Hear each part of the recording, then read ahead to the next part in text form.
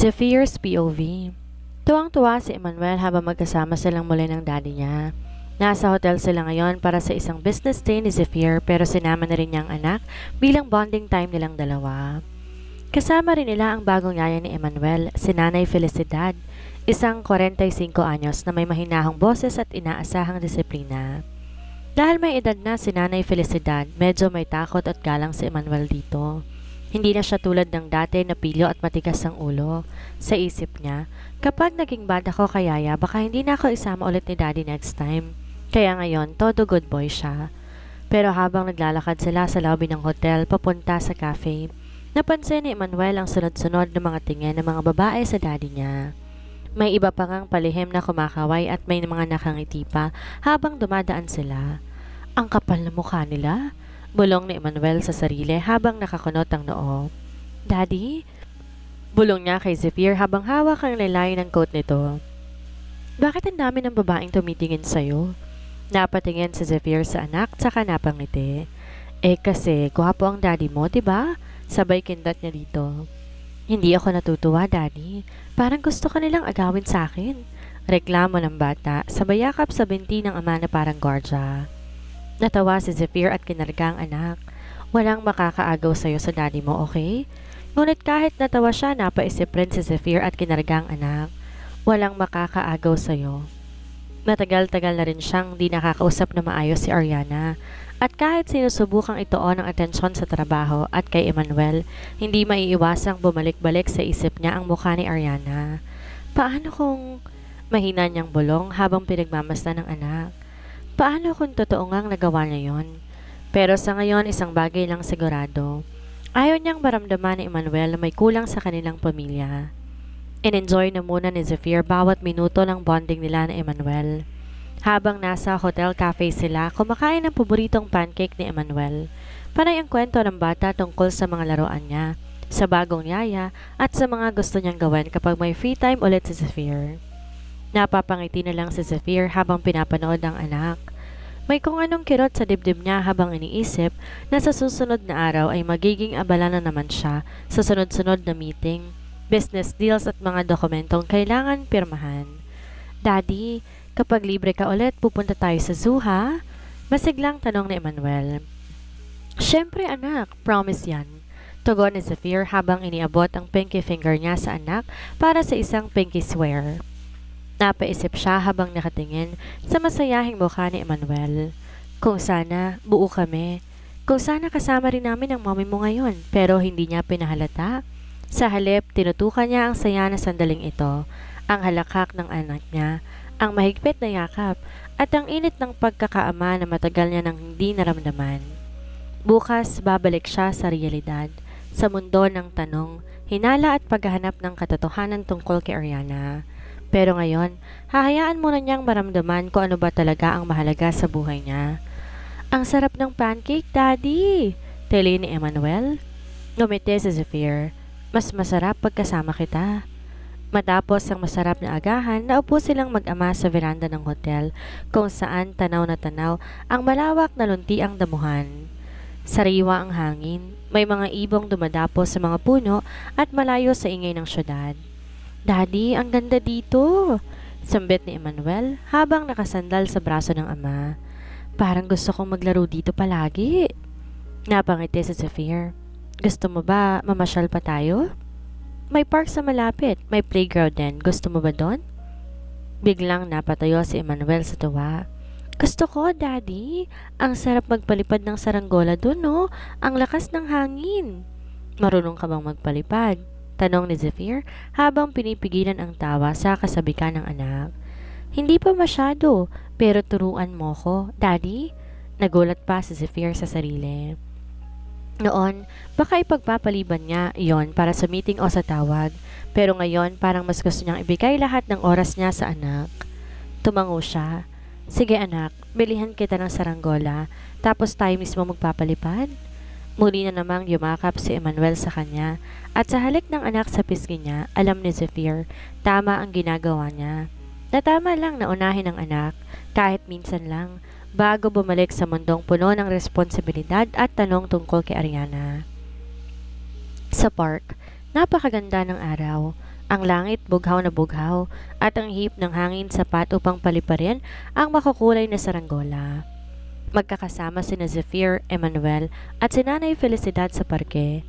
Halakakan at sigawan ng ibang bata ang bumubuo sa paligid, habang si Emmanuel masayang tumatakbo, dala ang hawakan ng saranggola. Daddy, ayan na, lumilipad na!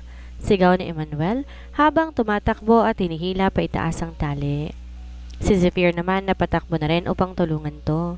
Hinay-hinay lang, baka matapilok ka. Tawa ni Zephyr habang inaalay ng anak. Pagkatapos ng ilang minuto ng pagtakbo at pagpapalipad ng saranggola, napagod na rin si Emmanuel at naupo sa damuhan. Humihingal pero masaya. Umupo si Zephyr sa tabi niya. Pinunasan ng pawisang likod ng anak gamit ang panyo. Masaya ka ba, anak? Tanong ni Zephyr. Tumango si Emmanuel, ngumiti, saka dumapa sa damuhan at tumingin sa langit kung saan lumilipad ang saranggola nila. Masaya po, pero natigilan ang bata. Napatingin ito sa saranggola tapos ay kay Zephyr. Miss ko pa rin si Ate Ariana. Nagulat si Zephyr. Hindi niya inaasahan na babanggitin ni Emmanuel ang pangalan ni Ariana sa ganitong masayang sandali. Talaga? Mahinahong tanong ni Zephyr. Akala ko galit ka pa rin sa kanya. Medyo po, kasi hindi man lang siya nagpaalam ng maayos, tapos hindi na rin siya bumalik. Sagot ni Emmanuel habang sinisipa-sipa ang damo. Pero mahal ko po siya kasi siya yung ate na lagi kong kausap. Kahit kuripot siya minsan, binibilhan pa rin niya ako ng chichirya. Nilalabanan niya ako kapag galit si mommy. Hindi alam ni Zephyr ang sasabihin. Tila ba tinamaan siya sa huling sinabi ni Manuel na si Ariana ang naging kakampi ng bata sa mga panahong wala siya. Daddy? Biglang bulong ni Emmanuel na tila may binabalak. Pag nakita natin si Ariana, kidnapin mo siya. Napakarap si Zephyr. Ha? Bakit? Kasi para wala na siyang kawala. Para hindi na siya makaalis. Gusto ko nandito siya palagi. Pwede ba, Daddy? Dumingon si Emmanuel sa kanya na may napakatapat at inosenteng mukha. Please lang? Napatawa si Zephyr. Hindi niya alam kung matatawa o maaawa. Pero higit sa lahat na tanim sa isip niya ang hiling ng anak. Ang batang sabik sa pagmamahal at pagkakompleto ng pamilya. At saka loob-looban ni Zephyr, hindi niya rin maitatanggi na siya rin ay gustong makita si Ariana. Gustong malaman ang katotohanan at marahil gustong bumawi. Kung makita natin siya, anak, kakausapin natin siya. Tama na muna ang kidnapping, biro niya. Pero sa isip niya nag-iba ang tono dahil ngayon, higit pa sa anumang panahon, handa siyang hanapin si Ariana. Sa hotel room. Pagkatapos ng mahabang oras ng paglalaro at pagtakbo sa parke, napansin ni Zephyr ang unti-unting panghihina ng kilos ni Emmanuel. Naging tahimik to sa biyahe pabalik sa hotel at halos nakasandal na sa balikat niya habang nasa sasakyan. Kailangan mo nang magpahinga, anak? Bulong niya habang binubuhat si Emmanuel palabas ng sasakyan. Pagdating nila sa hotel suite, agad na inasikaso ni Nanay Felicidad at inakay ang antok na bata papunta sa kwarto. Ako na pong bahala, sir. Magiliw na sabi ni Nanay Felicidad habang kinakalma si Emmanuel na ayaw pang magpalit ng damit. Kailangan lang niyang mahimasmasan. Tumango lang si Zephyr at dumiretso sa study area ng suite. Di pa man siya ganap na nakaupo, agad niyang binuksan ang laptop at hinanap ang file na binigay sa kanya ng pribadong investigador. Pinindot niya ang play. Lumitaw sa screen ang eksaktong oras at petsa. Yon ang araw na sinasabing nag-withdraw si Ariana ng 10 milyong piso sa bangko. Ang babaeng nasa video naka-sunglasses, baseball cap at may bitbit na maliit na sling bag. Sa unang tingin, pasok ito sa height at pangatawan ni Ariana, pero may hindi may paliwanag na bagay na kumakagat sa isipan ni Zephyr habang pinapanood niya ito. May kakaiba. Ilang beses niyang inulit ang eksena. Pinagmasdan ng bawat galaw, ang tikwas ng kamay, ang paraan ng paglalakad, ang pag-abot ng ID sa teller. Hindi to si Ariana, bulong niya sa sarili. Masyadong diretso ang lakad, matigas, parang sanay sa mga transaksyong malalaki. Hindi tulad ni Ariana na medyo may kabagalan, may kahinhinan sa kilos, lalo na sa mga pampublikong lugar. At higit sa lahat, alam ni Zephyr kung paano magdala ng bag si Ariana. Palagi yung nakaharap sa unahan, nakayakap sa katawan niya, parang laging alerto. Pero ang babae sa video malaya, mabilis, parang walang takot. Imposibleng siya yan. Seryosong bulong niya. Pinindot niya ang pause. Tinutok ang cursor sa bahagi kung saan makikita na tumingin saglit ang babae sa CCTV camera. Bagamat may salamin ito, may bahagi sa gilid ng mukha nakita at hindi yon ang kabuoang mukha ni Ariana. Napatingin si Zephyr sa kawalan. Hindi na to basta hinala. May matibay na kutob siyang niloloko sila at hindi si Ariana ang totoong kumuha ng pera. At kung ganon, ibig bang sabihin, may gustong mang-frame kay Ariana? Napahawak siya sa sentido. Tumitibok ang noo niya, hindi dahil sa pagod, kundi dahil sa nagbabadyang galit at kaba. Kanino galing ang utos na yon? Sinong may pakana? Sa loob ng tahimik na kwarto, narinig niyang nagsara ang pinto ng kwarto ni Emmanuel. Lumabas si Nanay Felicidad. Tulog na po si Emmanuel, mukhang sobrang napagod. Anito? Tumango lang si Zephyr pero di na siya tumugon. Ang isip niya ngayon abala na sa isang bagong misyon. Patunayan ang pagiging inosente ni Ariana at tuklasin kung sino ang tunay na may sala. Ariana's POV. Maagang gumising si Ariana kinabukasan. Bagamat kulang sa tulog dahil sa mahabang lakad nila kahapon, mas pinili niyang bumangon ng mas maaga para makapaghanda. Isang linggo na rin siyang tuloy-tuloy sa trabaho kaya ngayon, kahit paano, gusto niyang mag-enjoy sa araw na to kasama si Beth. Tumayo siya sa harap ng salamin habang suot ang simpleng puting blouse at faded jeans. Simple pero presentable. Hinila niya ang maliit na kahon mula sa drawer. Naroon ang couple bracelets na binili niya kahapon. Kinuha niya ang isa, ang pambabae, at maingat na isinuot sa pulso. Napangiti siya sa sarili. Simple lang pero may dating. Pagkalabas niya ng kwarto, naroon na si Beth, nakaupo sa sofa, abalang nagsascroll sa phone. Napatingin to agad sa pulso ni Ariana at agad itong napangiti. Uy, suot mo na agad? Ani Beth sabay lapit para silipin ang bracelet. Ang cute! Ang ganda sa'yo! Ngumiti si Ariana. Sinukat ko lang para matansya kung okay ba sa akin.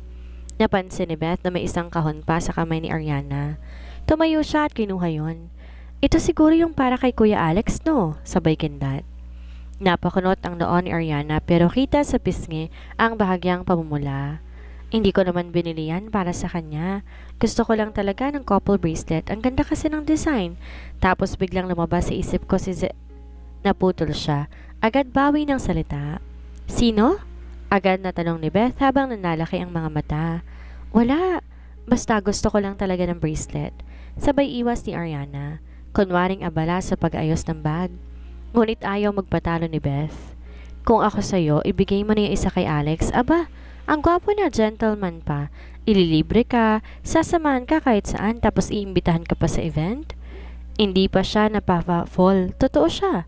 Napatingin si Ariana sa bracelet sa loob ng kahon. Parang awkward kasi. Wala naman kaming label. Tapos ibibigay ko agad to.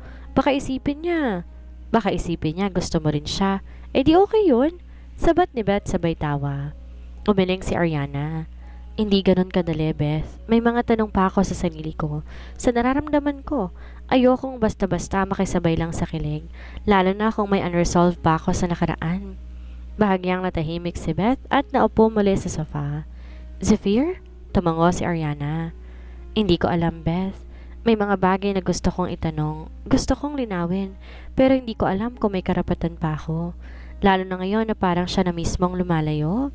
Lumapit si Beth at tinawakan ang kamay niya. Ang dami mo nang tiniis, Ariana. Deserve mo rin namang subukan maging masaya. Hindi para kalimutan ang nakaraan, kundi para mapatunayan mo sa sarili mo na handa ka na ulit. Tahimik na tumango si Ariana. Tiningnan muli ang bracelet sa kahon. Maaaring hindi pa ngayon, pero balang araw, siguro kaya niya nang ibigay to sa lalaking handang hawakan ng kamay niya at ang puso niya. Ariana's POV. Magandang panahon, banayad ang ihip ng hangin at sinig ng araw, hindi masakit sa balat. Habang naglalakad palabas ng apartment, sabay kaming dalawa ni Beth. Gaya ng dati, sabay naming tinatahak ang maikling daan palabas ng compound. Tawa dito, kwento doon. Isa na yata to sa mga paborito kong sandali tuwing umaga. Ang simpleng routine naming magkakaibigan. Nang makarating kami sa kanto ng street, biglang napahinto si Beth. Napangiwi ito habang hawak ang tiyan. Aray, Ariana! Ang sakit ng tiyan ko! Reklamo ni Beth. Nakayuko habang hawak ang tagiliran niya. Agad akong lumapit sa kanya. Okay ka lang? May kinain ka bang hindi fresh kagabi? Tumango siya ng marahan. Mukhang yung fishball kahapon. Naparami yata. Sorry girl, mukhang kailangan ko na munang umuwi. Gusto mo ba samahan kita pabalik? Umiling siya. Hindi na, kaya ko na to. Tsaka nandyan si Kuya Jake sa bahay, pakisabi na lang kay Alex, sorry. Next time na lang yung bonding namin. Wala na akong nagawa, kundi hayaan na bumalik si Beth. Kaya ako na lang nagtuloy sa tagpuan namin ni Alex. Medyo naiilang ako sa ideya na kami lang dalawa, pero ayoko din naman na iwan siyang bigla. Hindi ko rin naman siya gustong bastusin. Ilang minuto lang, dumating na rin siya. Si Beth? Tanong niya habang nilalapitan ako. Masama raw ang pakiramdam, umuwi muna siya, sagot ko. Napakamot siya sa batok. Sayang, pero okay lang. Tara, samahan mo na lang muna ako. May imimit lang akong friend saglit. Para hindi rin awkward, samahan mo na lang ako, ha? Nagkibit balikat ako. Sige na nga, wala rin naman akong gagawin ngayon eh. Habang naglalakad kami, tahimik lamang si Alex. Pero ramdam kong parang may iniisip siya. Ilang sandali pa, bigla siyang nagsalita. Ariana? Pwede ba kitang gawing girlfriend? Halos mapatigil ako sa paglalakad. Napatingin ako sa kanya. Ano? Ngumiti siya, pero hindi yung tipong nangaakit. Mas seryoso. Fake girlfriend, as in peke lang. May kailangan kasi akong harapin na family event, tapos expected ng mga friends ko na may girlfriend ako. Ayoko lang ng gulo sa kanila, tapos willing akong bayaran ka. Hindi ko alam kung matatawa ba ako o may insulto. Pero sa kabila ng gulat ko, naging tapat ang sunod niyang mga salita.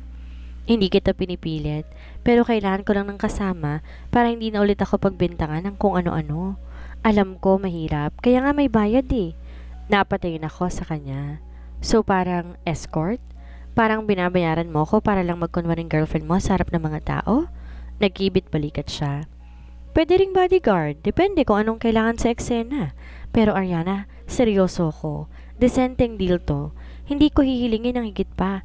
Just appearance and presence. Hindi kita pagbubuhatan ng kamay. Hindi kita babastusin. Sweldo agad pagkatapos ng event. Tahimik akong naglakad saglit habang iniisip ang mga utang, ang bayarin, at ang walang kasiguraduhang bukas. Kung totoo lang, wala akong karapatang magpakasosyal at higit sa lahat, kailangan ko talaga ng pera. Kailan? Tanong ko sa dulo ng buntong hininga. Napangiti siya, halatang nabuhay ng loob. 2 days from now, sa isang private event lang, isang gabi lang to, ayos lang ba? Tumango ako ng marahan. Basta hanggang dun lang, wala nang iba. Oo naman, sagot niya agad. Salamat Ariana, promise hindi mo to pagsisisihan. Pero habang naglalakad kami papunta sa restaurant kung saan niya imimit ang mga kaibigan niya, hindi ko maiwasang mapaisip. Mukhang simple lang kasunduan, pero ba't parang masyado tong magulo sa pakiramdam ko? Pagdating namin sa harap ng restaurant, naramdaman kong muli ang kaba sa dibdib ko. Hindi ito ordinaryong kaba, ito yung uri ng pakiramdam na parang gusto kong mong umatras, tumakbo, o kahit matuno na lang sa kinatatayuan mo. Nakasuot ako ng simpleng long sleeve blouse at fitted jeans. Nakaayos ang buhok ko ng maayos. Suot ko pa rin ang bracelet na binili ko nung isang araw. Pero kahit sinabihan ako ni Alex na hindi to formal, gusto ko pa rin ayusin ang sarili ko. Saglit lang ha, pupunta lang ako ng CR. Sabi ko kay Alex na tumangulang habang kausap na ang waiter. Pagpasok ko sa restroom, agad akong lumapit sa salamin. Pinagpag ko ng bahagya ang blouse ko. Inayos ang buhok at sinigurong hindi oily ang mukha ko. Kinuha ko pa ang lip balm mula sa bulsa ng bag ko at marahang pinahid sa labi. Hindi ko alam kung bakit ako ganito ka-effort, pero siguro dahil para na rin akong mapahiya. Gusto kong magmukhang presentable sa harap ng mga kaibigan niya kahit fake girlfriend lang ako. Kaya mo to, Ariana? Bulong ko sa sarili ko.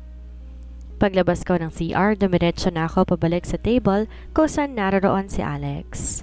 Medyo malayo pa lang narinig ko na ang konting tawanan at usapan sa mesa.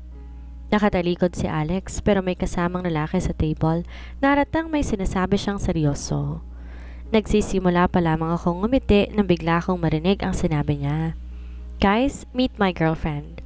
Sabay lingon sa direksyon ko. Halos tumigil ang mundo ko na makita ko kung sino ang kaharap niya. Zephyr? Nasa harapan ko ngayon si Zephyr, nakasuot ng navy blue polo shirt. Nakaayos ang buhok kagaya ng dati at tulad ng inaasahan, umalingaw-ngaw ang presensya niya sa buong paligid. Tumigil ang paghinga ko. Parang gusto kong umatras. Parang gusto kong lumingon sa likod at tingnan kung ako ba talaga ang tinatawag niyang girlfriend. Ariana? Sabay ngiti ni Alex habang itinuro ako. Kaya si Ariana, she's the one that I've been telling you about. My girlfriend. Namilog ang mga mata ko. Hindi ko alam paano ngumitin ng natural sa mga sandaling iyon, lalo na magtamang aming mga mata ni Zephyr. Blankong ekspresyon niya, walang emosyon, pero kita sa mata niya ang pagkabigla at ang nanlalamig na tensyon na tumagos hanggang sa kaibuturan ng pagkatao ko. Hindi ako makapagsalita agad, parang may tinik sa lalamunan ko. Tumayo si Alex para salubungin ako at inalalayan akong umupo sa tabi niya. Sa hindi ko maintindihang rason, pinili niyang umupo sa tapat ko mismo ni Zephyr. Hi! Sabay ngiti ko. Pilit na pinapakalma ang sarili. Hello! Malamig na tugon ni Zephyr, walang ngiti. Walang bahid ng anumang emosyon, pero ramdam ko para akong pinipilas habang nakatitig siya. So, matagal na kayo? Tanong ng isa sa mga kaibigan ni Alex. Bago pa ako makasagot, si Alex na ang sumagot. A few weeks, pero we've known each other for a while. Napakagat ako sa labi. Hindi ko alam kung anong mas mahirap. Ang pagkukunwaring okay lang ako sa harap ng lahat o ang umupo dito sa harap ng lalaking minsan ay naging bahagi ng puso ko. Sa ngayon, hindi ko na alam kung may galit, lungkot o pagtatampo sa kanyang paningin. Ang sakit kasi hindi ko alam kung paano ko ipapaliwanag sa kanya na wala akong balak na lokohin siya. Na hindi ko alam na siya pala ang kaibigan ni Alex. Na hindi ko alam siya ang makikita ko sa harap ng table na to. At sa gitna ng lahat ng yon, nakangiti pa rin ako habang pilit pinipigil ang panginginig ng puso ko na tila muling nabuhay pero handang-handa ng masaktan. Pagkatapos ng halos isang oras na kwentuhan at kainan, isa-isa nang nagpaalam ang mga kaibigan ni Alex. Hindi ako makakain ng maayos ng buong gabing yon. Hindi ko rin alam kung ilang beses kong sinubukan na iwasan ang mga mata ni Zephyr pero tila ba sinusundan pa rin ako ng mga tingin niya. Kahit hindi siya nagsasalita, tahimik lang siya buong hapunan pero sapat na yung presensya niya para mabalisa ako. May kailangan pa akong puntahan? Sabi ni Alex habang tumayo at sumulyap sa akin. Okay ka lang dito, Ari? Ngumiti ako ng pilit. O sige, hihintay na lang kita sa labas. Tumango siya at tuluyan ng nagpaalam. Naiwan akong nakaupo at saka ko lang napansin, hindi pala umalis si Zephyr. Tahimik, matagal, pero mabigat. Tumayo si Zephyr mula sa kinaupuan niya. Hindi siya nagsalita, hindi siya ngumiti. Walang alinlangan siyang lumapit sa akin. Wala akong nagawa ng hawakan niyang braso ko. Halika, malamig niyang sabi. Zephyr, hindi kita tatanungin. Putol niya. Mahigpit pero hindi marahas ang hawak niya. Wala siyang inaksayang oras. Hinila niya ako palabas ng restaurant habang nanlalaki ang mata ng ilang staff at customers. Wala siyang pakialam sa paligid. Tuloy-tuloy kami hanggang sa parking lot. Sandali lang, anong ginagawa mo? Pasinghal kong tanong habang pilit kong binabawi ang braso ko. Pero hindi niya ako nilingon. Pagbukas niya ng pinto ng kotse, binuksan niya ang passenger seat at iniharap sa akin. Sumakay ka, Zephyr. Now, Ariana? Sa tono ng boses niya, hindi ako makatutol. Sa totoo lang, ako mismo gulong-gulo. Galit ba siya? Nasasaktan ba siya? Naguguluhan? Pero sa lahat ng emosyon na po pwedeng ipakita, pinilit niyang ilabas ang kontrol at katahimikan. Mas nakakatakot, mas nakakapanginig. Sumakay ako. Walang tanong, walang salita. Tahimik siya habang sumakay din sa driver's seat. Walang sinabi. Pinaharurot lang niya ang kotse palabas ng parking lot. At ang mga ilaw ng lungsod ay naging kalmot ng liwanag sa bintana habang tahimik akong nakaupo sa tabi niya. Ramdam ko ang panginginig sa loob ko. Pero sa dami ng gusto kong itanong, isa lang ang lumabas sa bibig ko. Bakit mo ko dinala? Tahimik siya. Ilang segundo pa bago siya nagsalita. Dahil ayokong makita ka kasama ng ibang lalaki.